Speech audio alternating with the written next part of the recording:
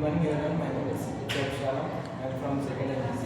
Today our topic is mental health of sustainability of and mental health, air, water and soil pollution.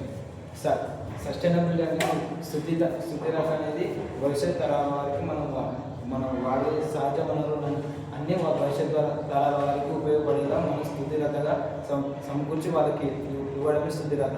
దాంట్లో వాయు కాలుష్యం అనేది ప్రస్తుత సమాజంలో వాయు కాలుష్యం అనేది చాలా ఎక్కువ కావడంతో రాబోయే వారికి చాలా ఇబ్బందులు కలిగేటట్టు కాకుండా ఇప్పుడున్న సమాజంలో వాయు కాలుష్యం అనేది తగ్గించి చెట్లని మరియు ప్రకృతి వనరులను పెంపొందిస్తే వాయు కాలుష్యం అనేది తగ్గుతుంది.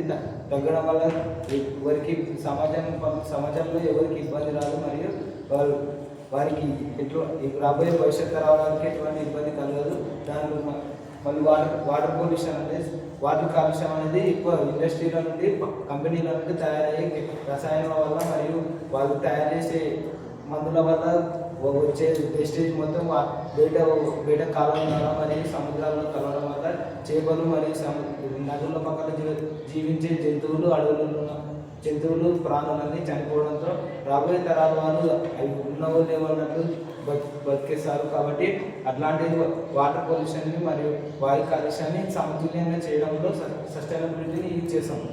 మరియు సాయిల్ పొల్యూషన్ వచ్చేసి మన వ్యవసాయం చేసే రైతులు పూర్వం రైతులు పోలిస్తే ఇప్పుడున్న రైతులు చాలా మందులు వాడి పంటలు పెంచడంతో అవి తొందరగా పెరగడం మరియు దాంట్లో వచ్చే మంచి ప్రోటీన్స్ అనేవి లేనందువల్ల ప్రజలు ఎక్కువ కాలం బతకలేకపోవడంతో సాయిల్ పొల్యూషన్ అనేది ఎక్కువైతే సారవంతమైన భూమి కూడా తగ్గడంతో చాలామంది సమాజం నశించిపోతారు. మరియు పంట అనేది త్వరగా వస్తుంది కానీ దానికి సరిపడా ఔషధాలు మరియు మంచి బలం అనేది రాకపోవడంతో మనిషి 100 ఏళ్ళు బతకాల్సిన వాడు 50 ఏళ్ళకే చనిపోవడంతో సమాజం అనేది తక్కువవుతుంది. అలా సమాజం తక్కువ కావడంతో భూమి కూడా కాలుష్యం ఎక్కువయ్యి చాలా వరకు అందరూ చనిపోవడం జరుగుతుంది. ఇది తగ్గాలంటే మనం ముందుగా ఎరువులను ఎక్కువ ఎక్కడ ప్రకృతి వనరుల్లో తయారయ్యే మంచి ఎరువులు వాడడంతో పంటలు అనేవి మంచిగా వస్తాయి. మంచిగా రావడంతో సమాజం కూడా ఎటువంటి ఇబ్బందులకు గురి కాకుండా మంచి జీవితాన్ని గడుపుతుంది.